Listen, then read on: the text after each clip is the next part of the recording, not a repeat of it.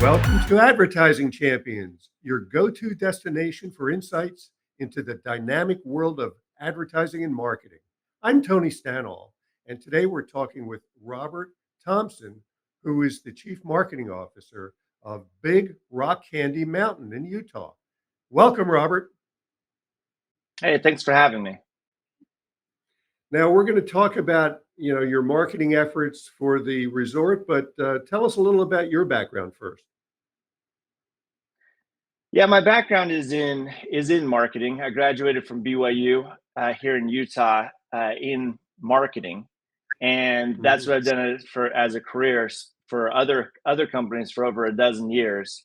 And I've taken on a lot of clients and consulting gigs. I've worked for big ad agencies. I've worked for small companies, and that's my background. Eventually, I kind of got burnt out, like a lot of people of the corporate grind, and that's kind of what led me to acquiring the Big Rock Candy Mountain. Great. Now that name has a history. Tell us about that, and don't be shy. Go ahead and brag about your resort. Yeah, well, as long as I can brag, it's absolutely the best. No questions, right? So the background of the resort, it's almost the mountain itself. If you guys look at pictures online, it's a very unique mountain, and it looks even more unique in real life. So make sure you come and visit. But the mountain. It looks unique because it was created by an ancient volcano 10 million years ago, and it's just never changed other than erosion and such. But and then in 1928, the song came out, "The Big Rock Candy Mountain" by Harry McClintock, who was a hobo. And if you listen to the words of the song, it's a fun song, but if you listen to the words of the song, it's 100% about a hobo's paradise. It's kind of a funny tune. Anyway, so at the time, the locals in the area, it was a mining operation.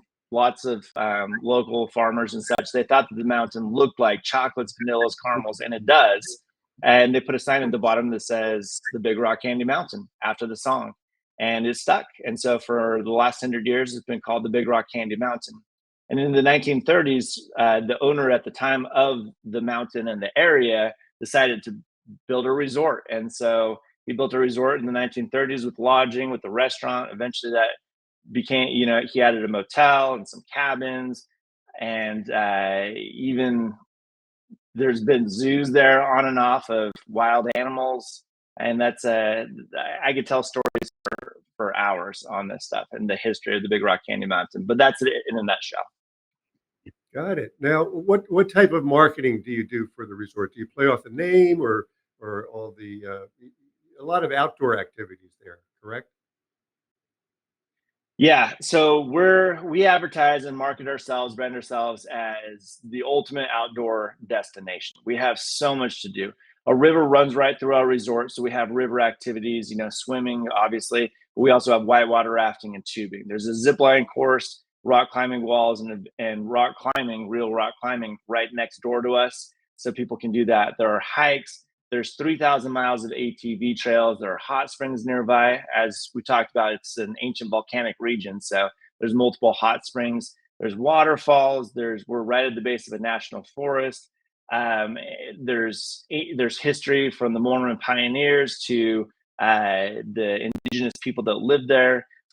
So there's so much to do, and that's how we market ourselves, is as the ultimate outdoor destination. And then we also provide rentals and lodging. So currently we have very unique lodging.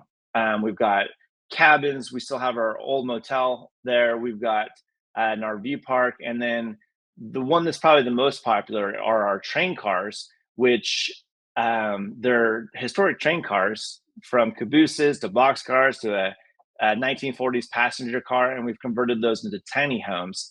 And those are really popular. So we acquired the resort about 3 years ago, and sorry, let me back up a little bit. The Big Rock Candy Mountain, the freeway used to pass right by it. The main highway in Utah used to pass by it, the 89. But and so thousands of people would stop by the Big Rock Candy Mountain every day because that was the main highway. And so they'd stop, they'd buy candy, they'd lodge there, they'd go look at the animals, they'd go on adventures. And so if you grew up in Utah in the 1980s, then it was, or before, it was very popular, but then they diverted the highways around it. So it's lost a lot of the historic, or sorry, not the historic, but the awareness. So what we've been doing mostly is awareness campaigns to bring back that awareness. We've been doing that through advertising, primarily on Facebook, but also beefing up the resort so it stands out more. Right. Sounds like there's a lot to do there. So, and just last question in the last few remaining seconds here. But what's your draw radius? Where do you find visitors from? Yeah, so like I was saying, like the awareness has dropped considerably for people under 40 that just don't know about it because it's like, some of the old highways that have dried up, like Route 66. So right now we're targeting mostly Utah with just awareness campaigns, and that's filling up our resort. I know we're running out of time, but if you guys want to follow me on LinkedIn, I often share tips and tricks, and you can reach out to me directly, and I can definitely share more about how I've been making them blow up. Over the last 3 years, we've tripled our revenue, triple our lodging rate, and we've just, seen a lot of success. Well, fantastic. Sounds like a great combination of things that you're doing there, and a great place to visit. So, thanks for being with us, Robert. Yeah, thanks, Tony. And thank you for joining us on this episode of Advertising Champions. You can find out more about Robert Thompson at his LinkedIn page or look for the episode that will drop on dailynewsnetwork.com. Thanks for being with us.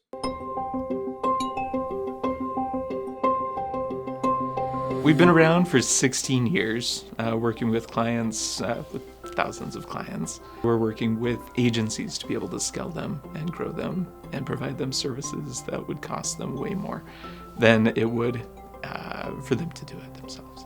Anything oriented around lead generation, video creation, web design, we're full service, so we can really serve most people.